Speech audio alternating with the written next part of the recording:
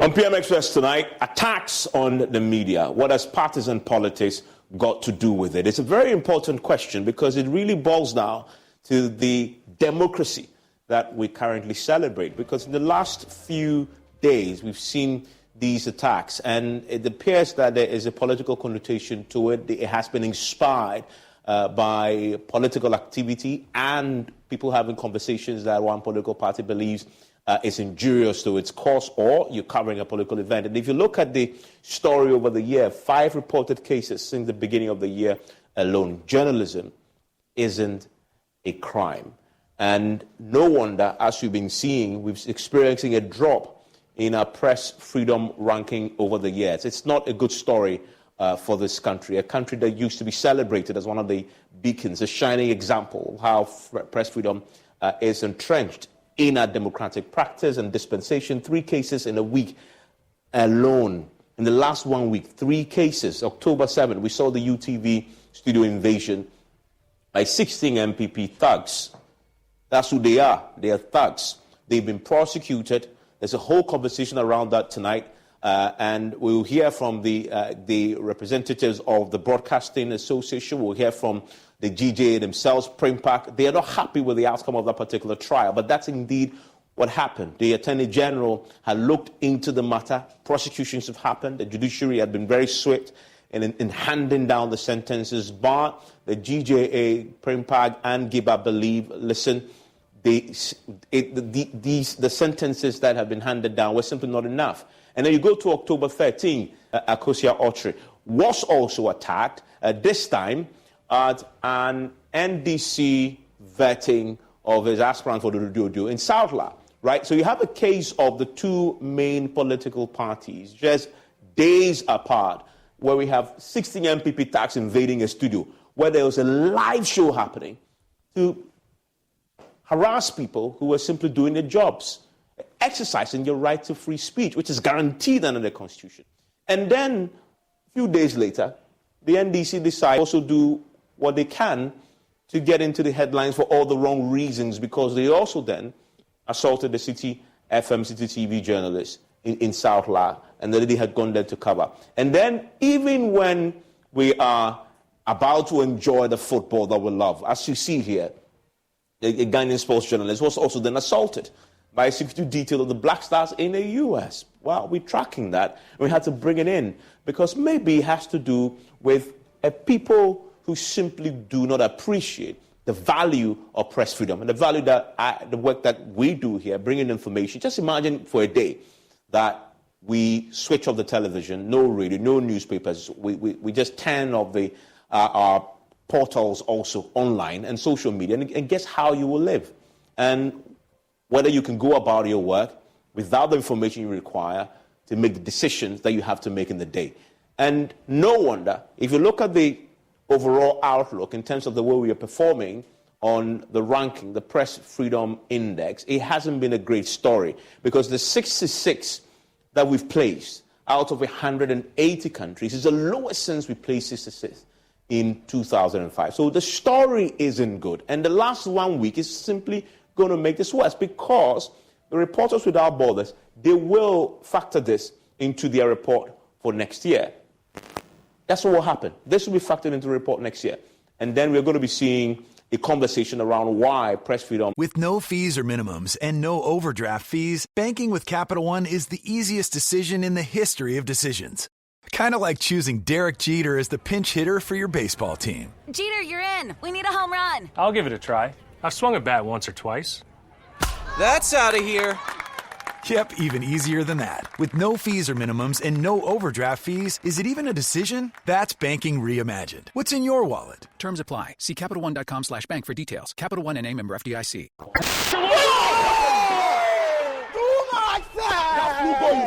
5 Champions League? You want to know? I be the real goat.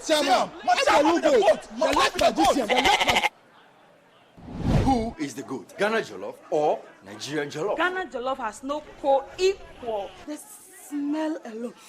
Oh my God. No, that shit. You two they lie, eh? Now the same stew when they use cook the rice and then they go put them for top. Hey! You are lying. Ghana Jollof.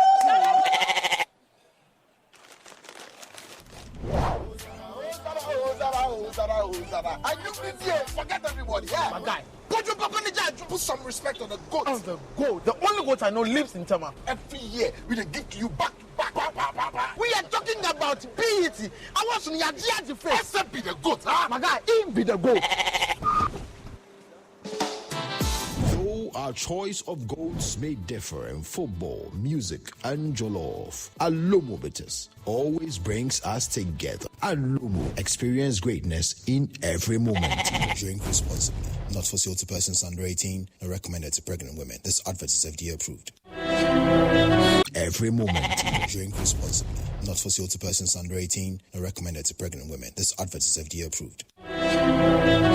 161-3233 Bank of Ghana. Your donation will be used to prevent new infections and provide care for people living with HIV, including children affected by AIDS. For further information, please call Ghana AIDS Commission on 0302 919260 or email info@ghanaids.gov.gh. Give to save a life today. Ghana AIDS Commission, partnering to eliminate HIV and AIDS.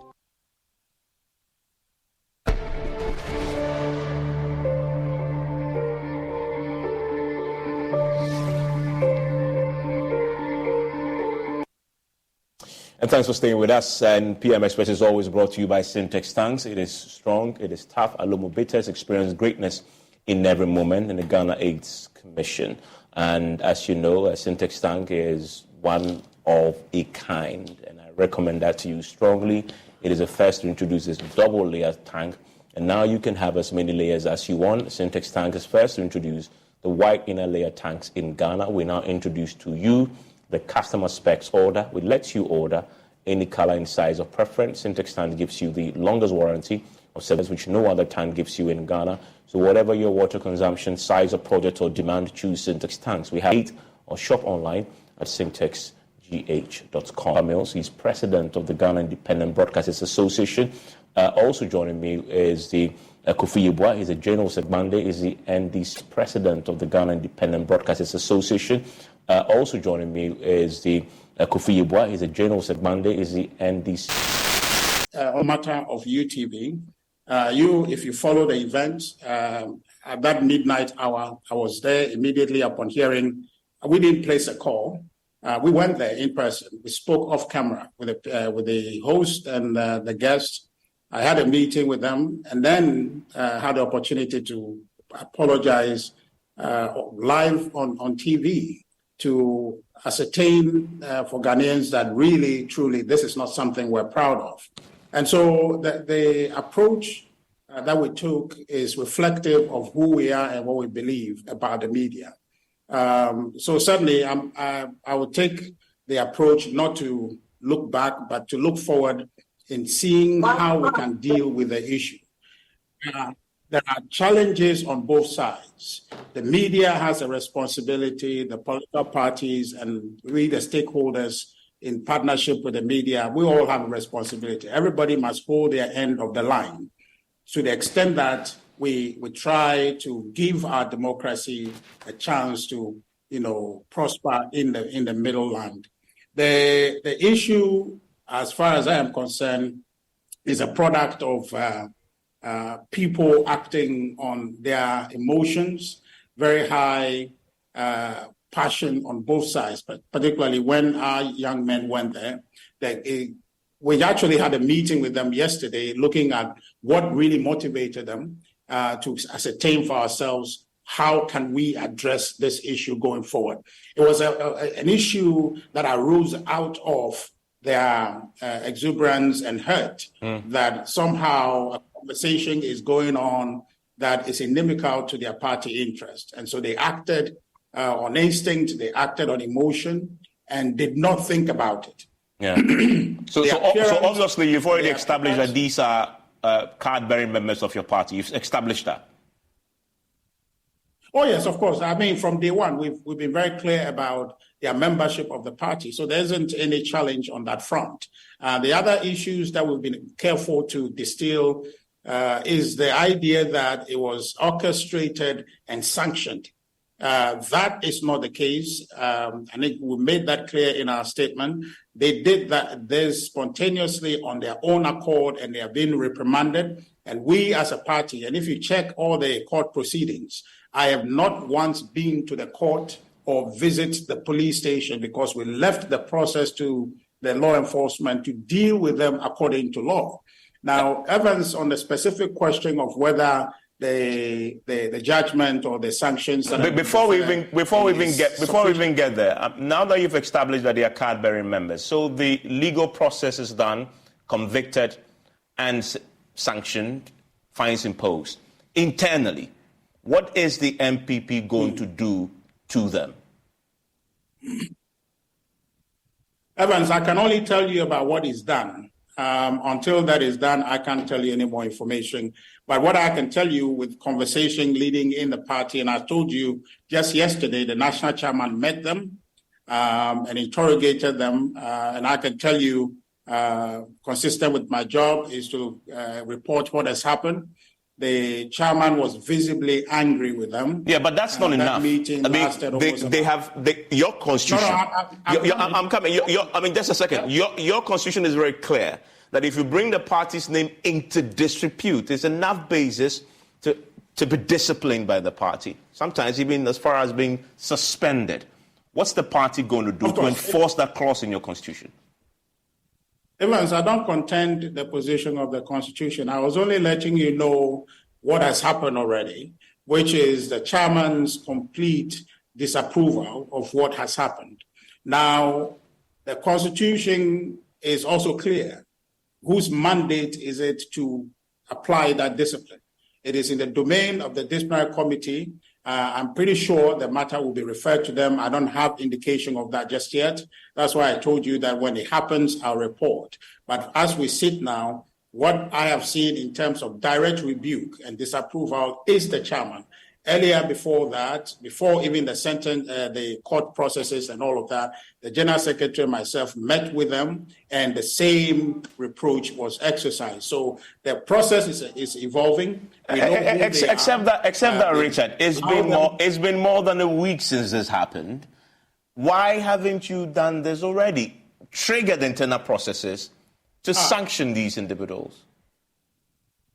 Evans, well, you see, there are two things happening. They just had their legal processes terminated on Monday, right? So we're not in a hurry to short-circuit the process. But you must be in a hurry. Right after the judgment was handed down, I'm saying that to deliver your own internal discipline. No, what I'm saying is that ours is a democratic process. I'm sure you appreciate that. So the issue must be referred to the appropriate committee, who then will sit on the matter, deliberate, engage the 16 individuals, understand the circumstance under which they acted to bring the party's name into disrepute. Consequent to that conversation, then they would have a decision made as to what punishment to apply or not. But my information to you is that that process has not started yet. In fact, I can tell you this, our General Secretary is out of the country, perhaps arriving today or tomorrow on official assignment. Once he comes, it's within his domain to then trigger the processes, refer the case to the disciplinary committee, and they will sit on the matter to address. But one thing I can assure you, Evans, is that the commitment is there to ensure that this is an example that anybody in our party would not want to copy. And so the appropriate sanctions will be brought, but the process must be allowed to unfold. Okay. Mrs. Sunko Mills, I need your comment on that. Are you satisfied with the way the political parties are handling these matters? Well, we've seen some initiatives, but for us as the media and for our journalists, irrespective of whether it's a party, a political party, whether it's a security institution or person, we don't want the media and the journalists touched when they are on the job. So, yes, it's good they can do the internal processes, but we must ensure that the protection that is guaranteed the media and the journalists by the Constitution is upheld in any manner that we want. So, whilst we frown on this because it's getting to political season, we still look out for any other infringements that would happen, and we'll take it as serious as possible. And I see that today all of you were united. Yes, for some time now, a couple of years now, we've decided that we actually work better together than separately. Occasionally, you will see the separate statements, but you would find that in the last couple of months, we've been doing a lot of stuff together as Primpag, as Giba, as GJA. What happens is that the journalists work in media houses, and in the media houses, you don't have only journalists who work there. There are a lot of other people who... Like you see here, cameramen, engineers, yeah. all that. So we need to protect everybody who works in the media house. So we realized that we must put this effort together, including also for the print houses. Yeah. So we're working together as one. What do you want to specifically see from the parties now? I know today one of the key points you made was they need to go beyond the rhetoric, right? They are there, you're listening to you right now. What do you specifically want as we approach this political season? I think the initial visits and which we found was okay. It shows that there's a will. But looking at what is happening, we are now looking at the internal processes, and it's interesting to know that we have just informed the NDC that we have gone ahead and done exactly as the law expects CCTV to do. They have done a police report, and we're looking at the police to let the law do its work, whether it's a party or not. A journalist has been assaulted.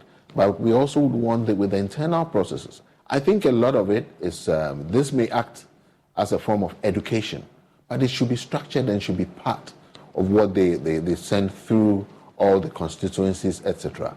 This is just the beginning. We're doing, Ododio was just a constituency. It's one. We must cut it now. And you know why the internal party discipline on this matter, which must be swift and uncompromising, is important? Because when the thugs and the hirelings and the rank and file know that the top will not tolerate this, and you possibly run the risk of losing your membership and being expelled, before they lift a finger, they'll think twice. Yeah. For some people, that is their life. Exactly. That's where they live. That's what they live for. So it's important that the parties step up and do the education and ensure that the internal structures also are punitive enough if within the structures. However, if it falls out of the internal structure, we will deal with it as much as we can. Yeah, sure. And like I'm sure it is very obvious, the media is the body that translates all the visions they have, the promises, the future they promise to give Ghanaians, etc. We will translate it to the people. So you have to work with us. We have to work together. Yeah.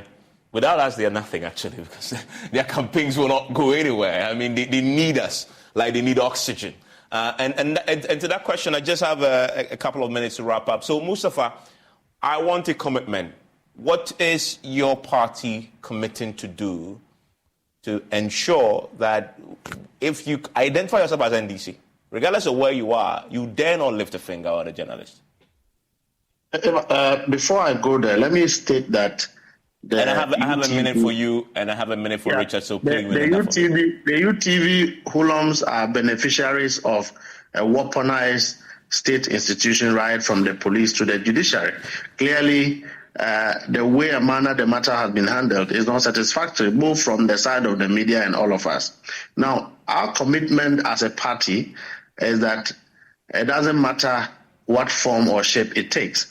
We'll get to the root of this matter. Individuals must take responsibility for misconduct. If they are caught to have broken a law, we will hand them over to the police. That one, nobody will shield and nobody will promote such a culture. We also believe that in as much as we are condemning actions of political operatives or agents against journalists, journalists should be interested in what happens with citizens with regards to actions of state institutions. For example, what are you doing about Ahmed Swale's murder? What are you guys doing about the incident in Stechiman South where police officials shot and killed people? What are you doing about Ayawaso West Wagon? The issue is still pending. What are you doing about Okaikwenov, where somebody was shot by the police there and killed? Clearly, these are actions that happen within the government, sanctioned within government machineries, and the media is doing nothing about it. And the beauty of the media is that we're giving you the platform right now to express that grievance. That's the beauty of what we do. Let me give that last 1 minute to Richard. Let me give that. Richard, what's your commitment?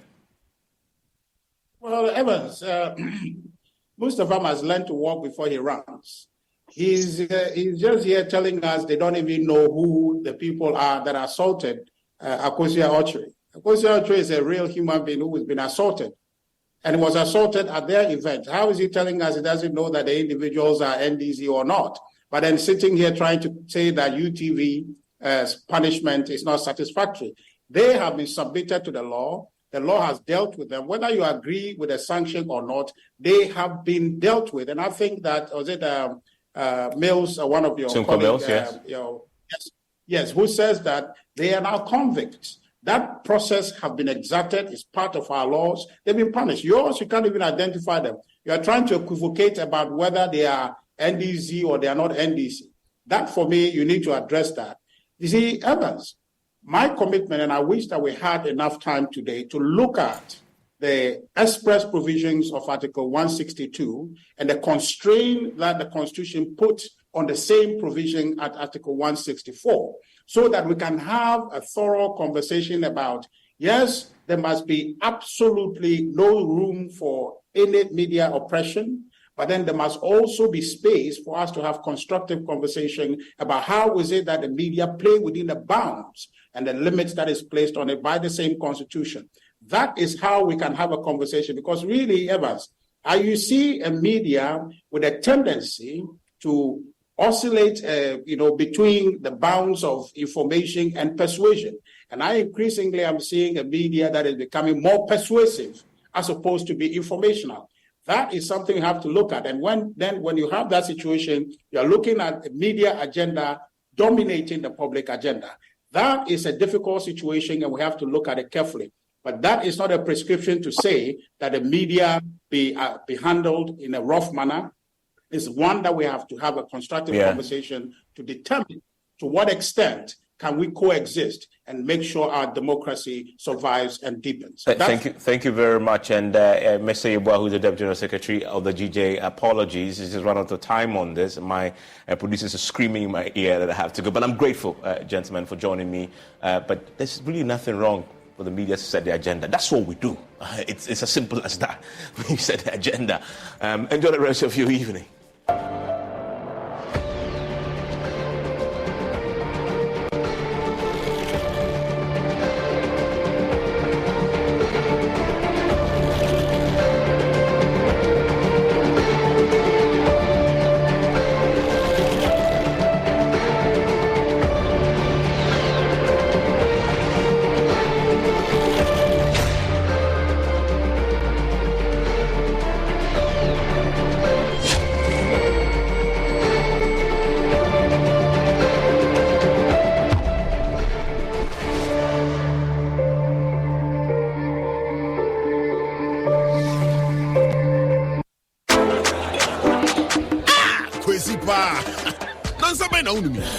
Whiskey. Wash. All of a sudden, my voice I hear different. And when you saw a call. Barman, bring me the honey whiskey. You know the one? Black Rock Whiskey. Honey whiskey. Chalet, honey near their fro. Black Rock Whiskey is strong. Now so taste me is smooth and it goes down easy. Excuse me. Barman. Barman. Bring my friend one Black Rock Whiskey. Black Rock Whiskey, blended with natural honey flavor. Hey, what's up? Barman. Hey, what the hell for Sikanton Sada? The pure Bintomana no. Black Rock Whiskey can be the feeling smoothness no. Drink responsibly. Not for sale to persons under 18 years of age and not recommended for pregnant women. This advertisement has been vetted and approved by the FDA.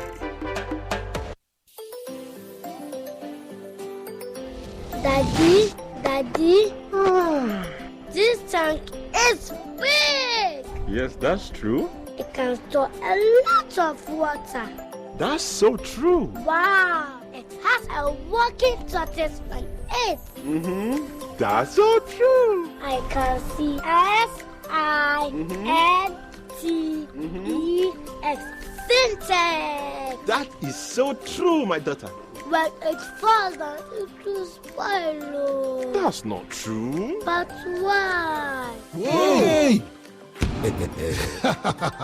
Syntex was the first to introduce double-layer tanks in Ghana. Syntex again was the first to introduce white inner layers in Ghana. Syntex gives you the biggest